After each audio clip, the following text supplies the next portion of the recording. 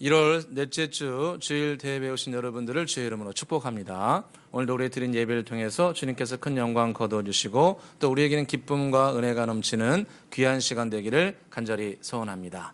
오늘은 히브리서 11장 1절을 중심으로 믿음의 응답이란 제목으로 함께 은혜를 나누고자 합니다. 믿음의 응답.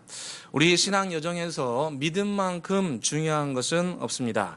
믿음. 우리는 예수님을 믿음으로 말미암아 구원받게 되고 또 주님께서 우리에게 주신 약속의 말씀을 믿음으로 구원을 받을 뿐만 아니라 우리의 삶 가운데도 변화가 일어납니다. 예수님께서 병자들을 고치시고 귀신을 내어 쫓으시고 또 사람들에게 축복을 선포하실 때 반복적으로 주님께서 하신 말씀 중에 하나가 내 믿은 대로 될지어다, 이 말씀을 하였습니다. 내 믿은 대로 될지어다. 그러니까 그 말씀을 다른 말로 바뀌게 되게 되면 내가 믿은 만큼 치료받는다는 겁니다. 내 믿음만큼 치료받고 너의 믿음만큼 어둠이 떠나가게 되고 너의 믿음만큼 변화가 일어나게 된다는 것입니다. 그래서 우리의 신앙 여정에서 믿음은 굉장히 중요합니다. 믿음으로 구원받고 믿음으로 치료받고 우리가 믿음만큼 변화가 일어나게 되는 것입니다. 그래서 오늘 말씀을 통해서 믿음의 응답 단계 세 단계를 함께 나눠보고자 합니다. 믿음의 응답 세 단계. 그래서 우리의 신앙에서 믿음의 응답이 어떻게 이루어지는지 우리 함께 잘 배우고 또 신앙생활에 적용해서 열매 거두시기를 주의 이름으로 축원합니다. 할렐루야! 우리 같이 한번 히브리서 11장 1절 말씀 함께 읽어보도록 하겠습니다. 읽겠습니다. 믿음은 바라는 것들의 실상이요 보이지 않는 것들의 증거니. 아멘. 믿음은 바라는 것들의 실상이요 보이지 않는 것들의 증거다. 그러니까 믿음이라는 것은 보이지 않는 세계에 있는 것을 우리의 현실 세계에 가져오는 통로라는 것입니다. 믿음은 바라는 것들의 실상이요 보이지 않는 것들의 증거다. 지금 현실적으로는 많은 것이 보이지 않고 많은 열매가 보이지 않고 건강하지 못하고 마음의 상처와 고통이 있고 어눌함이 있고 또 미래적으로 불투명하고 이런 여러 가지 현실적으로는 보이지 않는 것들이 많고 또 부족하고 연약한 상황 가운데 있지만 언젠가는 예수님 안에서 이 좋지 않은 것들이 선하고 좋은 것으로 변화시켜주는 그런 통로가 된다는 것입니다. 그래서 믿음은 바라는 것들의 실상이요 보이지 않는 것들의 증거다. 보이지 않는 것을 현실 세계에 가져오는 통로가 바로 믿음이라는 것입니다. 그래서 믿음이 우리에게 매우 중요한데 오늘 성경 저자는 누구인지 정확히 모르지만 주님께서 이에게 믿음이 무엇인가를 계시해 주셨습니다. 첫째는 믿음이라는 것은 우리가 바라는 것이 있어야 이루어진다 말씀합니다. 바라는 것. 믿음은 바라는 것들의 실상이다. 믿음은 무엇인가 우리가 예수님 안에서 바라는 것들이 있어야 됩니다. 그러니까 믿음이라는 것은 바라지 않는 사람에게는 아무런 효력이 없습니다. 믿음은 바라는 것들의 실상이라고 말씀하셨는데 만약에 우리가 삶을 살아가면서 바라는 것이 없고 현실이 여전히 어둡고 암담하고 고통스러운데 나는 그냥 이 어둡고 고통스럽고 그냥 나 원래 태어난 대로 살겠습니다. 이런 마음 가지고 전혀 미래에 대해서 꿈꾸지 않는다면 그 미래는 전혀 보장되지도 않고 믿음의 역사는 전혀 나타나지 않는다는 겁니다. 나는 이 나이가 되었으니까 내가 뭘 바라겠냐. 나는 원래 이렇게 태어난 사람이다. 나는 별 볼 일 없는 사람이다. 나는 실패한 인생이다. 나는 그냥 나머지 인생 대충 살다가 인생 마무리하겠다. 이런 마음 가지고 전혀 미래에 대해서 현재에 대해서 바라는 것이 없다면 믿음은 당연히 효력을 발휘하지 못한다는 겁니다. 그래서 우리는 예수님 안에서 바라봐야 됩니다. 예수님 안에서 변화되고 새롭게 되는 것을 성경을 기준으로 해서 우리는 마음속에 받아들여야 됩니다. 고린도후서 5장 17절에 말씀하셨죠. 누구든지 그리스도 안에 있으면 새로운 피조물이라. 이전 것은 지나갔으니 보라 새 것이 되었도다. 할렐루야.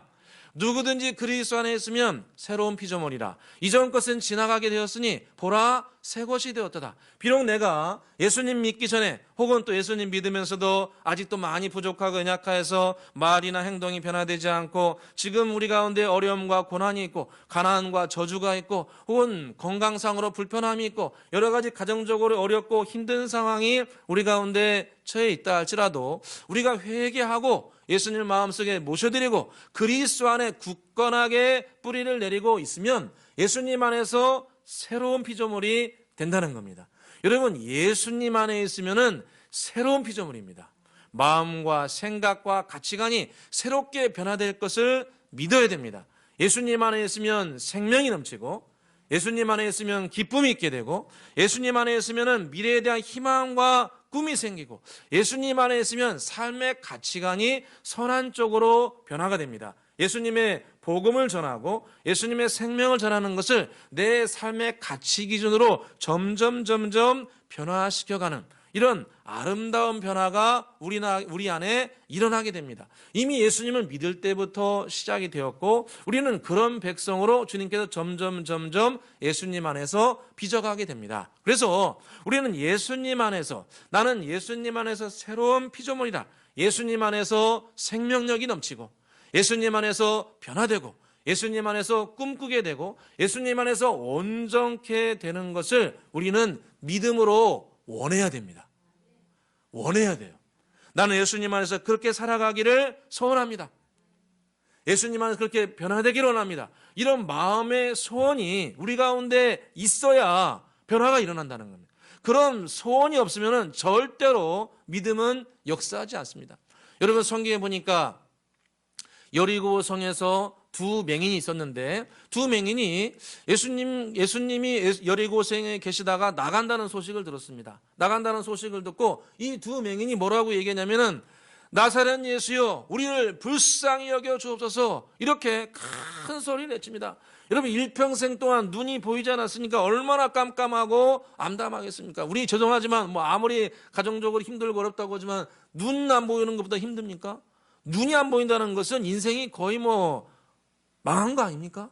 눈이 안 보여요. 할 수 있는 게 아무것도 없어요.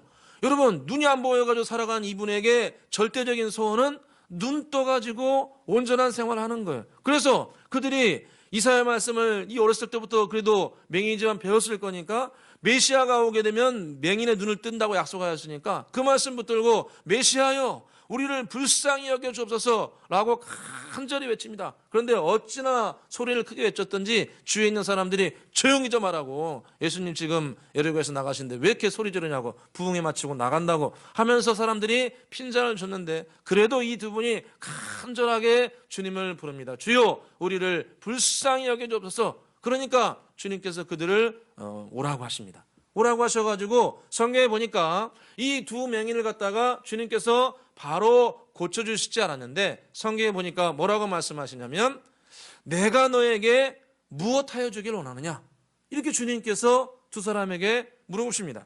마태복음 20장 32절에 보니까 예수께서 머물러 서서 그들을 불러 이르시되 너희에게 무엇을 하여 주길 원하느냐 이렇게 물어보십니다. 아니 맹인 두 사람이 지금 눈이 안 보여가지고 고래고래 소리를 지르면서 막 지금 사느냐 죽느냐 외치면서 주님께 나와가지고 주여 나를 불쌍히 해주소서 이렇게 주님 앞에 기도하고 있는데 주님께서 뭐라고 말씀하시는 거예요? 내가 너에게 무엇하여 주길 원하느냐? 아 주님 좀 지혜로우신 분이 그것도 모르십니까? 아니 이렇게 지금 눈 안 보이는 분이 간절하게 기도하고 나면은 그 마음의 소원이 뭐예요? 눈 떠달라고 하는 거 아닙니까? 그럼에도 불구하고 주님께서 그거 모르실 리가 없죠. 저와 여러분의 고통을 주님께서 모르실 리가 없습니다. 다 어려운 거 알고 고통스러운 거 알고 절망 가운데 있는 거 알고 불투명한 거 알고 좀 더 변화되기를 원하고 좀 더 부유하고 좀 더 아름답게 살아가고 건강하게 살아가는 걸 다 아십니다. 그럼에도 불구하고 주님께서 물어보시는 거예요. 내가 너에게 무엇하여 주기를 원하냐? 이 뻔히 기도 제목을 알고 계심에도 불구하고 주님께서는 그들에게 구체적으로 무엇을 원하는지 입으로 직접 말하기를 원하신다는 겁니다. 여러분, 우리의 원하는 것은 구체적으로 말해야 됩니다. 아유, 예수님이 내 마음 다 아시지. 알아요. 근데 주님 뭐라고 하세요? 그래도 말해라. 말하라는 거예요. 무엇을 원하는지 말하는 거예요. 여러분, 우리에게 적용하면 그런 거죠. 아무개 성도요, 무엇을 원하느냐? 2020여 년에 무엇 하기를 원하느냐? 아무개, 저한테 적용하면, 아무개 목사요, 너는 뭘 하기를 원하느냐? 너 정말 뭘 원하느냐? 저는 딱 정해져 있습니다. 주여, 저는 교회가 부흥하기를 원합니다. 저는 부흥하지 않는 게 너무 싫습니다. 사람들이 교회가 부흥 안 하고 앞으로 망할 거라고 하는데 그런 놈들은 좀 망해야 돼요. 할렐루야. 저는 교회는 반드시 부흥한다는 것을 제 삶의 목표로 삼고 있습니다. 그리고 교회는 선교해야 됩니다. 선교하지 않는 교회는 망합니다. 선교하지 않는 교회, 선교하지 않는 성도, 희망이 없습니다. 비전이 없어요. 대충 살다가 인생 마무리하는 거예요. 아무런 의미가 없습니다. 그래서 저는 두 가지 그렇답니다. 그래서 저에게 소원을 물어보시는 두 가지인데, 여러분, 저 같은 게 그렇다는 겁니다. 여러분, 여러분의 소원은 무엇입니까? 여러분의 2022년 구체적인 소원은 무엇입니까? 제가 어제 말씀 준비하면서 2022년 우리 교회 성도님들 한번 기도 제목을 이렇게 봤습니다. 보다가 참 제가 이제 기도도 하고 그러지만 한번 은혜 받았어요. 어떤 분은 기도 제목 보니까, 주님, 저에게 2022년에 건강의 축복을 주셔서 교회를 위해서 기도하고 또 많은 분들을 위해서 중보하는 자리에 설 수 있도록 저에게 은혜 베풀어 주시옵소서. 이렇게 기도 제목 내신 분도 있고, 어떤 분들은 우리 교회 건축이 잘 되어서 예배에 좀 더 집중하고 은혜 받는 곳 되게 해 주옵소서. 이렇게 기도 제목 올렸어요. 참 제가 기도 제목 보면서, 야, 저보다 낫다, 나보다 낫다, 그 생각을 해봤어요. 여러분, 주님께서는 우리가 구체적으로 원하는 것을 말하기를 소원합니다. 두 맹인이 말하죠. 주여, 우리가 보기를 원하나이다. 보기를 원하나이다. 보기를 원하다. 그 말씀을 하시자 주님께서 그들을 불쌍히 여기시고 그들의 눈을 만지셨다 말씀합니다. 마태복음 20장 33절에 이르되 주여, 우리가 눈뜨기를 원하나이다. 예수께서 불쌍히 여기사 그들의 눈을 만지시니 곧 보게 되어 그들을 따르더라. 이렇게 말씀합니다. 여러분, 예수님께 나는 눈을 뜨기를 원합니다 라고 구체적으로 바라는 것을 말씀드리자 주님께서 그 눈을 어루만지셨다 말씀합니다. 우리도 마찬가지입니다. 우리의 마음의 소원, 개인의 소원, 가정의 소원, 주님께 구체적으로 말씀을 드릴 때 주님께서 그것을 들으시고 그것을 어루만져서 치료하시는 것을 볼 수 있습니다. 여러분, 저와 여러분도 2022년 살아가면서 구체적으로 원하는 것을 주님께 아뢰시기를 주의 이름으로 축원합니다. 두 번째로, 믿음의 응답, 기도의 응답을 받으려면 주님께서 하신 말씀이 실상을 얻으라, 이렇게 말씀합니다. 우리 같이 한번 1절을 다시 읽어보도록 하겠습니다. 1절입니다. 읽겠습니다. 믿음은 바라는 것들의 실상이요 보이지 않는 것들의 증거니. 아멘. 믿음은 첫째는 바라는 것들이 있어야 하고, 둘째는 믿음의 응답 받으려면 실상을 받아야 된다, 이렇게 말씀합니다.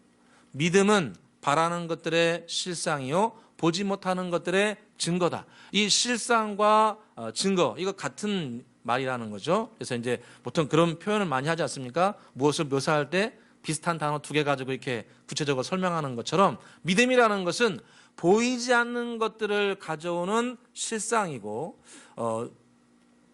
보이지 않는 것들을 가져오는 증거고, 바라는 것들의 실상이다, 이렇게 말씀합니다.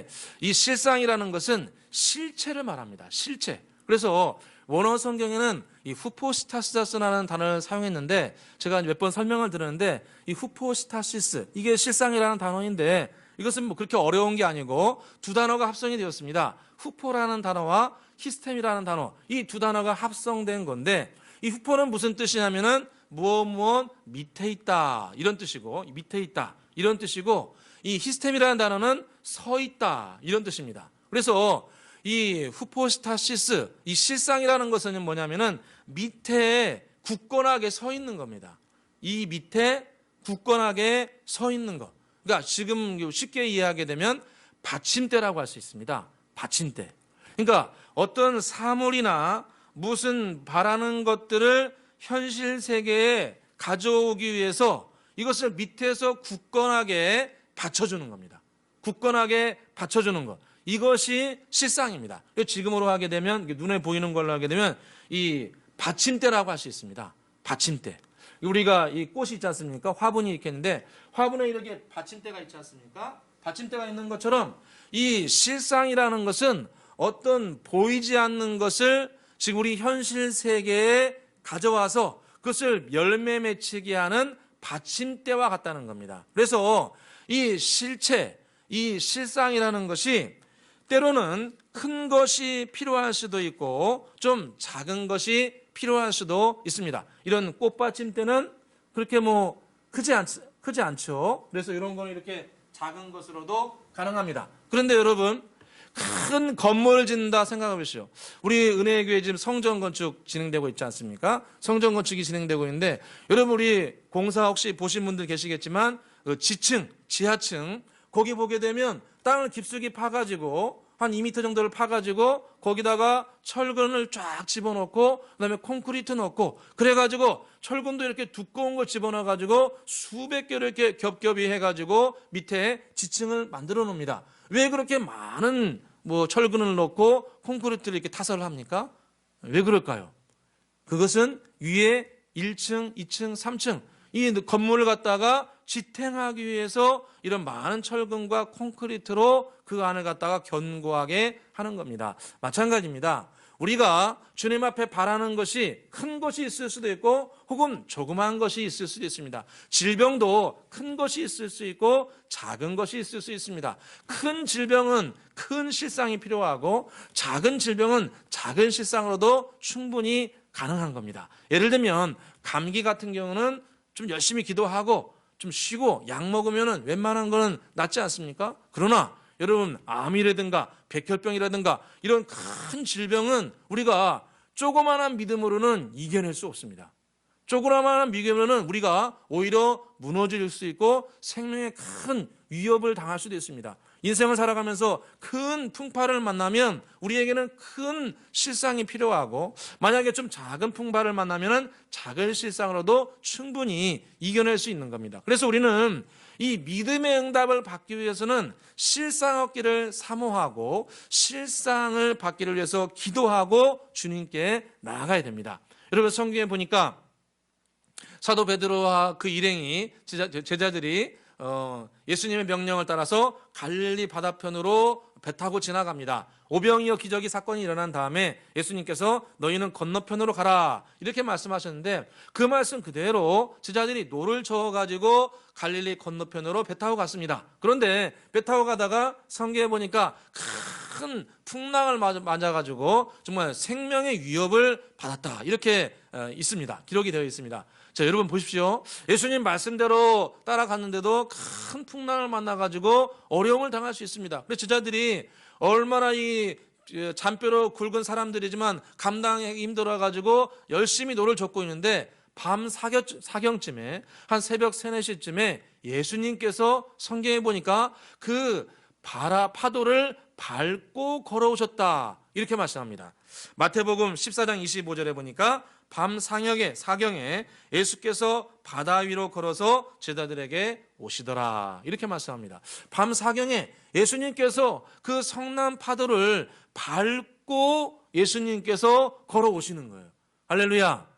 정말 놀랍지 않습니까? 예수님께서 이 거친 바다 위를 주님께서 발로 밟으시고 걸어오시는 거예요. 그러니까 온 세계는 예수님께서 밟고 계시는 겁니다. 온 세계와 만물을 예수님께서 실제로 모든 것을 다스리고 주관하고 계시는 겁니다. 예수님께서 그 모든 것을 발로 밟고 사람들은 그 풍랑이 쳐가지고 아무도 거기서 제대로 건너갈 수 없을 거라고 생각하고 있는데 예수님은 그 바람과 파도를 발로 밟으시고 그들에게 걸어오신 겁니다. 여러분, 우리에 있는 크고 작은 모든 문제 실은 예수님께서 다 밟고 주관하고 계시는 겁니다.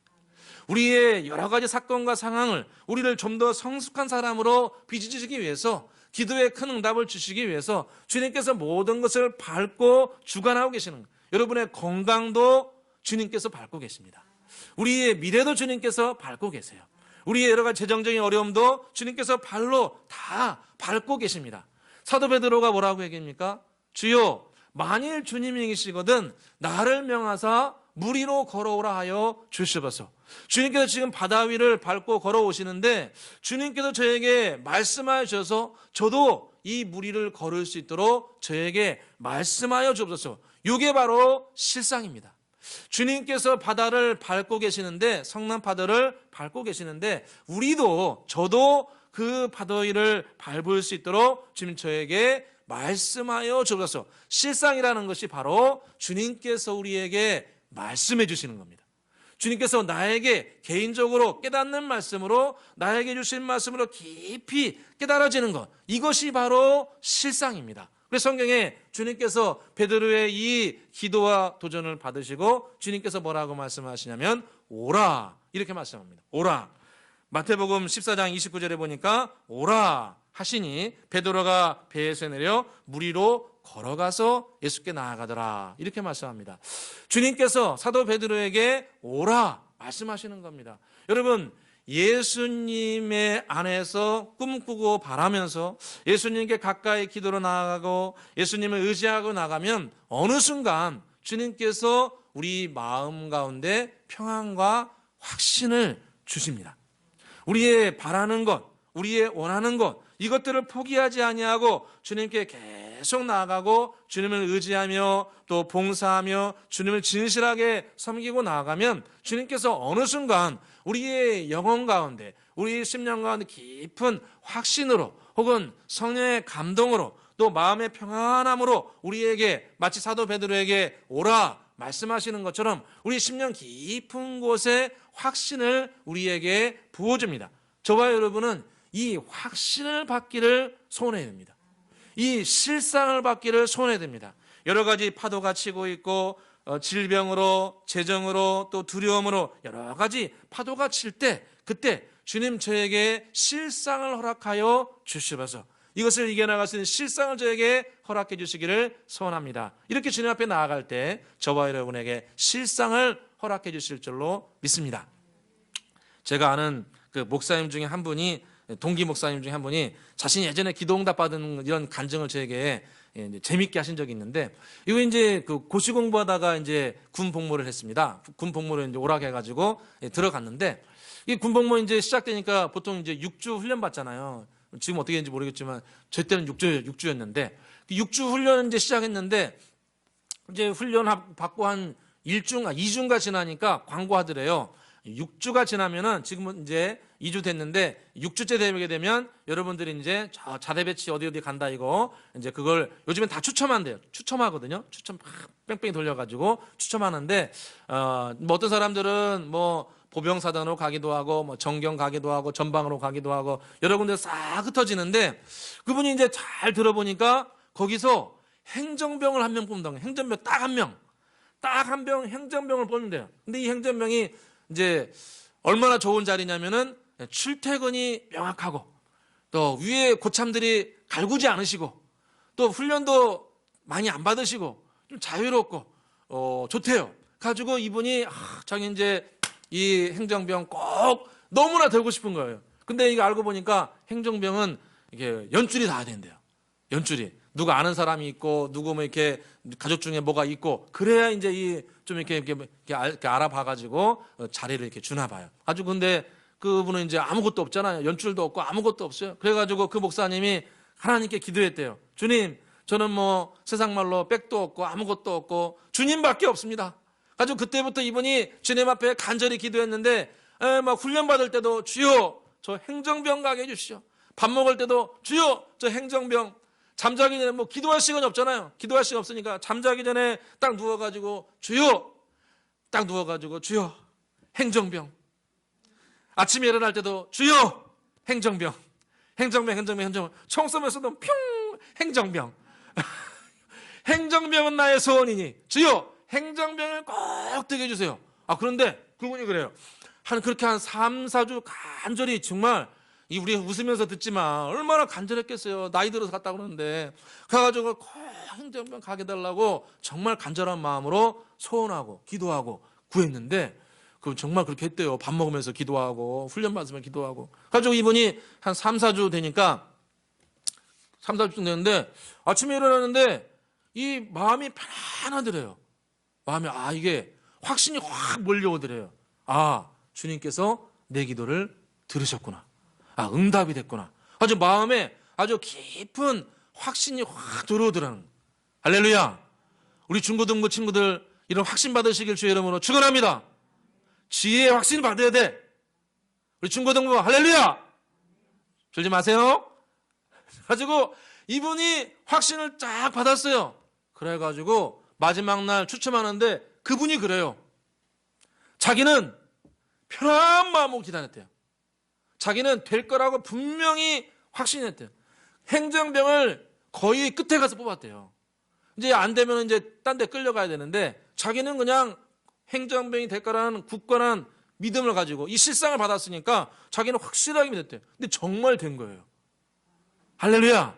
별로 안 놀랍죠? 근데 정말 그분은 얼마나 감격이겠어요. 정말 나는 내가 4주 동안 그렇게 기도했는데 주님께서 나에게 실상을 주시고 또 실제로 응답해 주시니까 얼마나 감사합니까? 여러분, 우리가 믿음의 응답을 받는 것은 반드시 우리가 바라는 것들에 따라서 집중적으로 기도해야 됩니다. 목사님, 저 믿음이 있는데 왜 응답이 안 왔습니까? 실상이 없어서 그렇습니다. 실상이 없으면 응답은 절대로 오지 않습니다. 바라는 것들이 없으면 실상도 오지 않습니다. 그러면 저와 여러분 구체적으로 주님 안에서 바라시고 또 그 바라는 게 있으면 실상을 얻도록 주님 안에 구하시기를 주의 이름으로 축원합니다. 마지막 세 번째로 오늘 본문에는 나오지 않지만 제가 함께 나누고 싶은 것은 실상을 받았으면 실상을 붙들고 믿음으로 선포해야 됩니다. 우리가 실상을 받았다고 해서 다 응답이 오는 게 아닙니다. 여러분, 실상 받은 다음에 실패한 사람도 많습니다. 여러분, 작년에 주님께서 우리에게 꿈과 비전을 주시고 때로 나에게 꿈과 비전을 주셨는데 여러분, 그대로 다 이루어졌습니까? 여러분, 과거에 꿈꾼 대로 다 이루어졌습니까? 과거에 성령님께서 꿈으로 계시로 주신 거 다 응답받았습니까? 여러분, 실상으로 준 거 다 응답받으셨습니까? 그렇지 않은 게 많습니다. 왜 그럴까요? 그 이유는 실상을 받은 다음에 실상대로 말하고 선포하고 의지하지 않았기 때문에 그렇습니다. 여러분, 베드로를 보십시오. 베드로가 주님께로부터 말씀을 듣죠. 오라 하니 베드로가 그 말씀을 듣고 믿음으로 발을 내딛어서 물을 걷습니다. 그런데 성경에 보니까 큰 파도가 치자 사도 베드로가 주님이 주신 오라 하시는 실상을 붙든 것이 아니고 그 파도를 보게 되니까 물속에 꼬르륵 빠지게 되었다고 가르쳐주고 있습니다. 마태복음 14장 30절에 보니까 바람을 보고 무서워 빠져가는지라. 실상을 붙들지 않고 눈앞에 닥쳐오는 큰 바람을 보고 그걸 바라보게 되니까 그만 물속에 빠지게 된 겁니다. 여러분, 저와 여러분이 바라는 것이 있고 소원하신 것이 있어서 간절히 기도하고 섬기고 봉사하는데 주님께서 우리를 불쌍히 해서 실상을 주십니다. 그런데 우리가 실상을 얻은 다음에는 반드시 테스트가 옵니다. 실상을 얻은 다음에는 반드시 테스트가 옵니다. 이 받침대를 받았는데 이 받침대를 정말 받을 만한 사람인지, 받침대를 줬을 때 정말 마음그릇이 준비되어서 유용하게 겸손하게 쓸만한 사람인지, 풍파가 와도 끝까지 믿을 사람인지 주님께서 흔들어 보시는 겁니다. 그래서 우리에게 때로는 사람을 통해서, 환경을 통해서, 또 내가 원하는 것이 당장 이루어지지 않아서 오래 기다리는 그런 고통이 우리에게 찾아올 수 있습니다. 바로 그때 끝까지 실상을 붙들어야 됩니다. 끝까지 실상을 믿어야 됩니다. 주님께서 회당장 야이로의 딸을 고치시면서 주님께서 회당장에 끊임없이 말씀하신 게 한 가지입니다. 그게 뭡니까? 두려워하지 말고 믿기만 하라.